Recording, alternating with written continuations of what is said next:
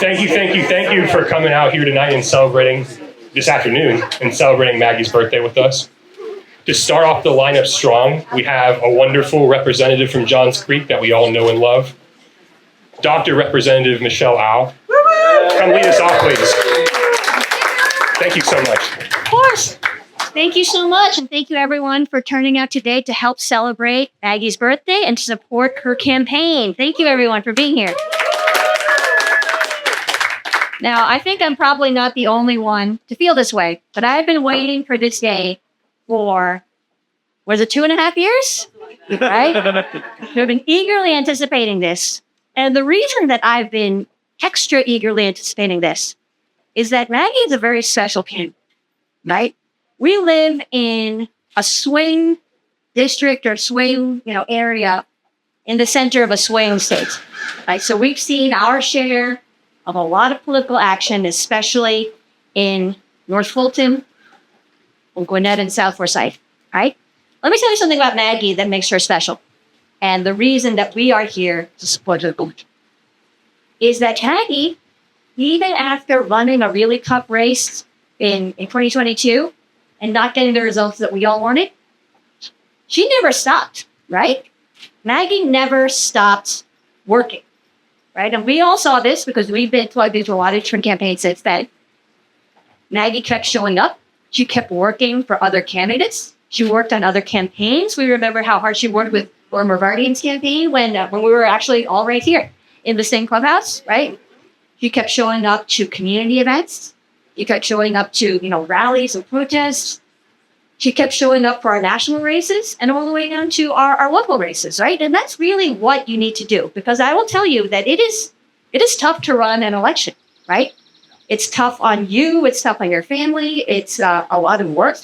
It's a lot of work to raise money for a campaign like this, right? Because her district is going to be pretty big. But Maggie never stopped working, right? And in the middle of all that work that we talked about, we also happened to have 2 babies. Minor detail, right? This is the kind of candidate we need to support, right?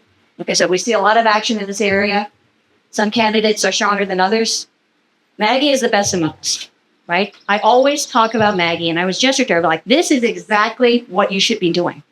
And I'm not just saying that, like, I actually literally tell people that. Look at what Maggie Goldman is doing. They do that, right? So I am so proud to support Maggie. I'm so gratified for her support of me in all the past campaigns I've run in this area.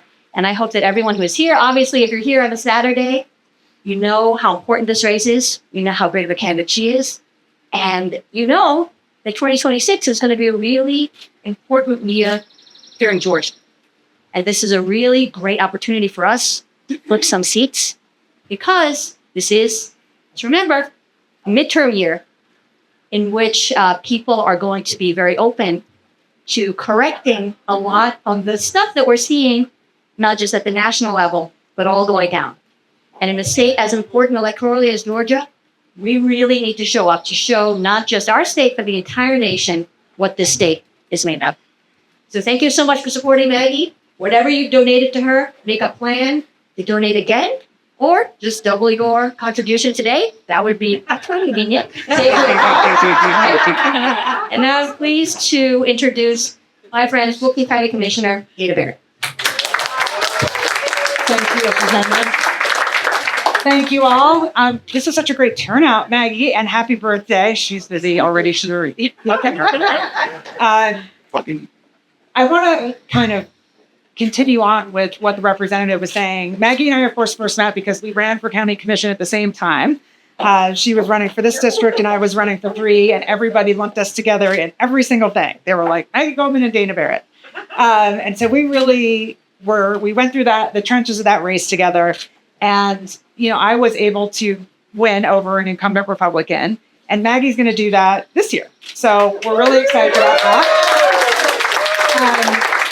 I'm probably more excited than the average bear because I work with Bridget Thorne on a regular basis. And, I know for Maggie and I both, when we ran the first time, we were very aware that the Fulton County Commission, despite being a commission in a heavily Democratic county, was not actually a Democratic commission because our chairman, our longstanding chairman, runs with a D next to his name and votes with the Republicans. And so we both thought, I think, that if either one of us got in, that we would flip the balance of power on the Fulton County Commission and finally have a true Democratic majority. And it was true when I got in there for about 3 months, maybe 4. And then our chairman was able to pull one of the other Democrats into his coalition, and that was the end of that. So once again, we are now dealing with a commission that does not vote Democratic values in a heavily Democratic county. So we need Maggie more than ever. I need y'all to support her. And I will take a moment to just say, and also that is why I'm running for chair of the Fulton County Commission. So once again, Maggie and I will be on the trail together. Maggie Goldman and Dana Barrett, here we go, round 2. But I'm really excited for her, and I'm extra excited seeing all of you here, and kick ass, Maggie. That's all I gotta say. Hi guys, I'm Cheryl Davies. Most of you know me, but I've lived in Fulton County for over 40 years and in Johns Creek since its inception. And I live really close by. Could walk here. Maggie and I have known each other for several years, and she and I have worked together on many campaigns, including Maggie's first run for county commissioner. Looking back on Maggie's first campaign, I recall several things and would like to tell you a little bit about that experience. First, most of us didn't know what a county commissioner did and really had no idea. Maggie took the time and she gave multiple sessions to educate people on the role of the county commissioner, and it was super helpful. She also made it clear to us that she was qualified and would add value and advocate for everyday citizens as our commissioner. Maggie is one of the hardest workers that I know. She walks the walk in everything that she does. Maggie is motivated to do all that she can to help anyone that she can. That is evident in her many volunteer activities as well as her service in the community. She clearly has a heart for service. It is just who she is. Bam. Yeah.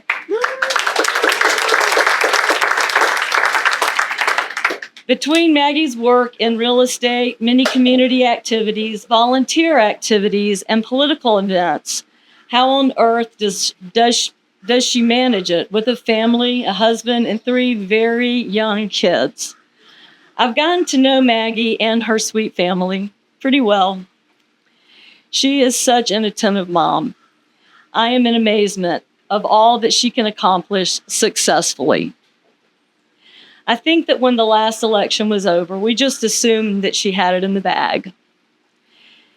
But it turned out to be a razor-thin loss. In Georgia, with elections, I just have to say, we can never assume anything. But I'm ready to bring it home, and I think that everybody that was on her first campaign is ready to do the same. Yeah.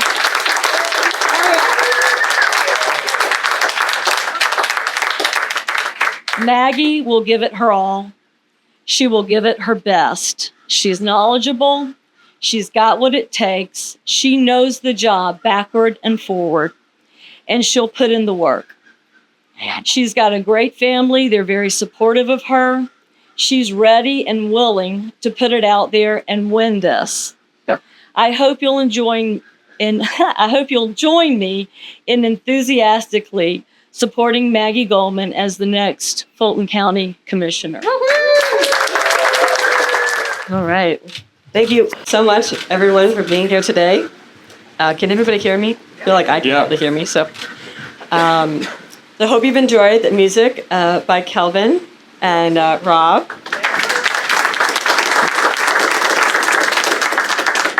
Kelvin Thompson does a lot of other work in the community besides being a musician, and we've really bonded on a lot of our homeless work in North Fulton. So glad that he can be here today to support and to give us some great music at the same time. I want to start by thanking each of you for joining me for my relaunch of my campaign, Celebrate My 40th Birthday. It's so important to me that I start this campaign being surrounded with family and friends that have helped me along the way. I think we've talked, most of the electeds that are here have already spoken, so does anybody else show up? Kirkland? Oh, hi. Hi. Gwinnett County Commissioner Kirkland Crowden is here, and Adrian White is... Yes. And did Andy Bauman show up? He was going to be here, but I was Ricky's here. So, okay. Well, thank you, Dana and Michelle Al, for being here. I want to give special thanks to my host committee for making this celebration possible. Michael and Mary Barron, Donna Curling, Tricia and Matt Gephardt, Susie and Mark Greenberg, Laura Mavartian, and Mary and Roy Robichaud. I'd like to thank my amazing volunteers, Cassandra Littlejohn, for this lovely display of small bites and variety of beverages. Phil Lunny, did he come back out here? Is he over? Okay, don't sit over there. I heard about you. Everybody knows Phil. He's always welcoming folks at the state capitol. He's, at so many rallies. I think he spends most of his time on Fridays at the governor's mansion with the Regulate Guns Not Women groups. And he's always ready to step in and do check-in and say hi to everybody that way as well. So we're so grateful to have Phil for that. Sonia Parcell is a new friend of mine, is in the neighborhood. She has a lot of event planning experience, and she did all of this decorating for us today. I don't know where she is. But she actually really helped out with, we had an event here at the clubhouse for Barnwell Elementary School for MLK Day where we made sandwiches. And I basically did all of the, mechanics of the project. And she just walked in, completely decorated the clubhouse and, brought little crafts for the kids. It was really stunning. So I'm hoping that she'll be able to do a lot more projects with us in the future. Leanne, did Leanne make it back here? So I don't know if she came back. But Leanne did all the floral arrangements. And so I hope that you guys enjoyed those. She's always ready to pitch in and help with us with that. Susie Greenberg brought the cake and wine.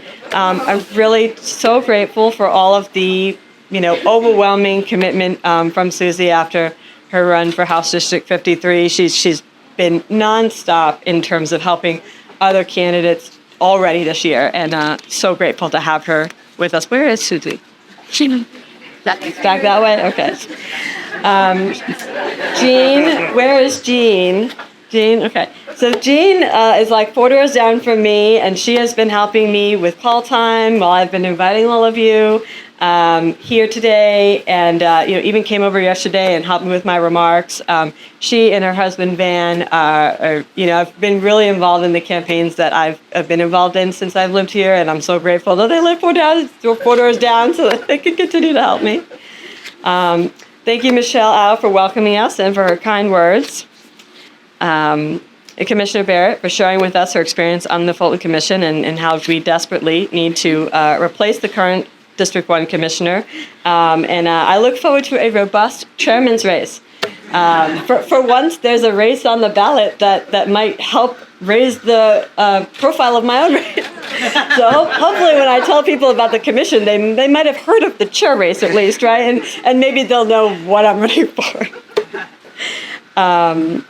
Cheryl Davies for her kind welcome introduction and everything from helping with my remarks to babysitting the kids, sometimes with very little notice. Her support has been incredible to our family, and I know I'll be able to rely on her as the campaign builds towards 2026. Thank you to my campaign team, Mo Pippin and Alex Van Hoovel. I'm so proud to have a great team working with me this time around. It has really made a difference and is going to continue to make a difference. I think Matthew went home. Did David ever make it back? Did David make it back yet? I don't know if David made it back. But I did want to thank Matthew if he was here. He was quite the volunteer last time, canvassing and being in pictures, and I expect him to enthusiastically be involved this time as well. And none of this would be possible without the unwavering support of my husband, David. He does not appear made it back yet.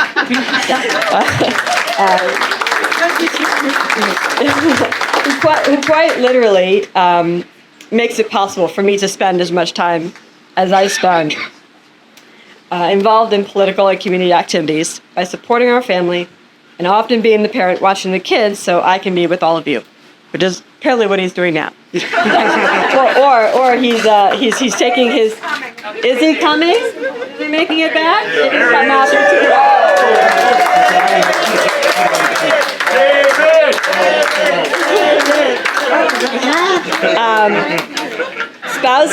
Spouses of candidates don't often receive all the acknowledgement they deserve,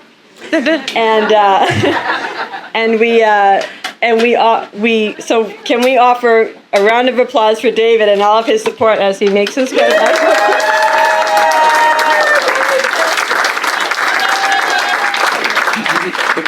We can do it again when he gets back. Over the past few years, I've met so many wonderful people, including many of you. I feel like a lot of folks don't really know my whole story, so I'd like to take a moment and share a small piece of that. The event that had the most impact on my perception of what a public servant should be was the conviction of a longtime mayor of Providence, Buddy Cianci, for racketeering conspiracy charges, basically running the city of Providence like a huge pay-for-pay scheme. And this made me ask, why should we first have to think about whether a candidate is going to run a criminal enterprise to enrich himself while in office before you can even consider the policies they are offering? That doesn't make sense, right? You should be able to trust that people are going to do the job. I wanted to be someone the public could trust in a world where too many elected officials you cannot. Ironically, we are watching the biggest pay-for-play scheme unfold right in front of us today through the current administration. Buddy Cianci must be rolling over in his grave. He's served 4 years for doing probably much less than the current administration. While attending a women's college in Washington, D.C., or the district, as locals call it, naturally I was surrounded by a lot of Democrats. But the first time I remember consciously making a decision about party affiliation was during a DCCC-sponsored trip to help a Democrat win a special election in the U.S. House. As I experienced my first time canvassing for a campaign, I decided then that the Democratic Party was the right place for me. I decided not to pursue a career in civil service after interning at the Department of Education during the Bush administration, because I did not want to carry out the policies of whoever happened to be the president at the time. I wanted to be able to identify solutions and have the ability to advance the policies that I believed in. My first professional job was as the executive assistant to the executive director of a progressive grassroots nonprofit. While effective in that role, I realized just because I was good at a particular job did not mean I had to build a career around it. I felt that DC was too much of a chessboard, intervening in people's lives without really being on the ground to experience those policies firsthand. So I left to pursue grassroots organizing because I wanted to do work that was beneficial to local communities. Unfortunately, it was 2009 and no one was hiring. So I went back to school and earned a master's in school counseling with a focus on middle and high school students. After graduating, I found a job organizing parents to advocate for education policy issues at the state level in Massachusetts. This role was eye-opening as it was clear that the ability to advocate for your family is truly a privilege, not accessible to many parents. They often needed much more direct constituent service support, from help navigating their child's education, accessing social service programs to meet their everyday needs. This is a core piece of my campaign's current focus on connecting residents to county programs. However, before I could, work on some of those constituent services to the families that I was working with, David and I moved to Georgia in 2013 so he could pursue advancement in his career. Did he make it back up here? All right, while we've got David, is he here? Yeah. Let's give him the round of applause now while I'm talking about Yes.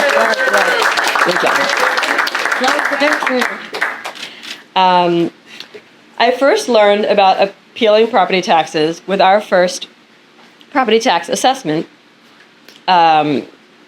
first learned about it, which was more than what we paid for the house. So basically, we got a tax assessment the following year, and it was more than what we paid for the house, which is actually illegal.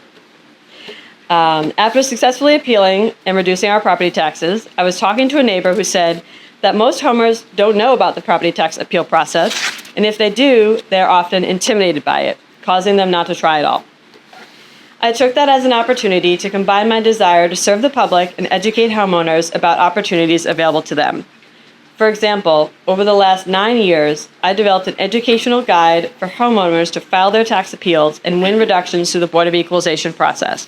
After assisting over 800 homeowners, I identified many other ways the county could improve these services to the public. In addition to my tax appeal work, 2 other issues impacted my decision to run for the Fulton County Commission in '22: water service and elections. In our first year in Johns Creek, we received a $2,500 water bill. I knew this had to be a mistake, obviously. It actually caused me a delay in looking into it. There's no way. When I called and asked about it, they said it was correct. We had to bring out a plumber to assess our water infrastructure, and he identified a leak. After a $900 repair, the county did reduce our $2,500 bill down to $900, but this entire water leak cost us $1,800 total. At a time when families are already struggling, many cannot afford such an unexpected expense. I will implement a program that will install wireless water sensors in our water meters that would quickly identify any leaks.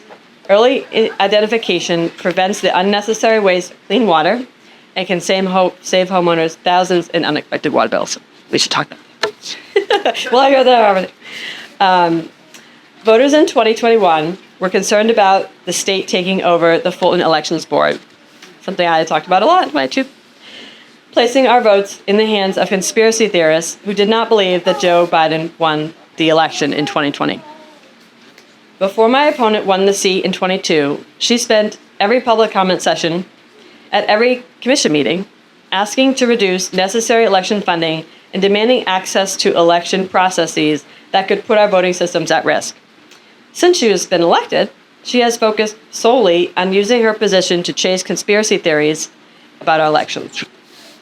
My goal will always be to ensure that our elections are accessible, transparent, and effective.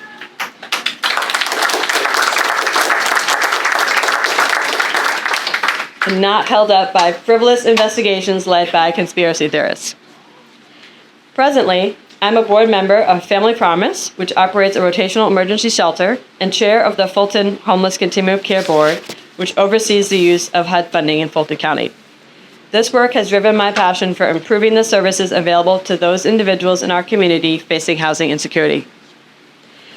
Family and friends have often complimented me for being involved in so many activities, particularly while balancing family life with now 3 kids. But truthfully, I've always been that busy. It is normal for me to be actively supporting other candidates, working with real estate clients as a small business owner, assisting with tax appeals, serving on various boards and committees, and volunteering at Barnwell Elementary School.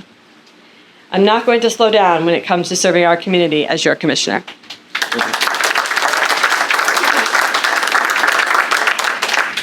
With your support, our efforts to engage voters in Commission District 1 starts today.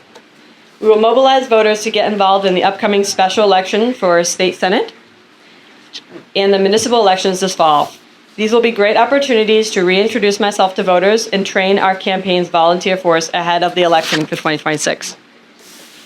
We are going to build the most powerful voter outreach machine in this area and exceed every benchmark that my campaign set last time.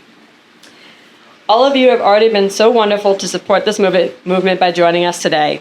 This race is going to be one of the most competitive local races in the state in 2026, and we are certain that the far-right extremists are going to pull out all the stops necessary to protect the incumbent. We're starting early to ensure that we can develop our core team and vital infrastructure ahead of next year. Thank you so much for all of you coming, and now let's get to work. Hello, Georgia. Okay, good. I'm Susie Greenberg. Hello, everyone. Laura Mabartian. And we're women who run for office.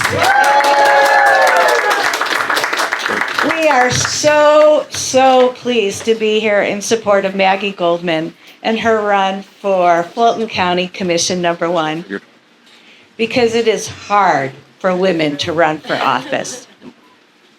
Keep going. You're doing great. Well, tell us. Okay. I think you asked what's on my mind. Money.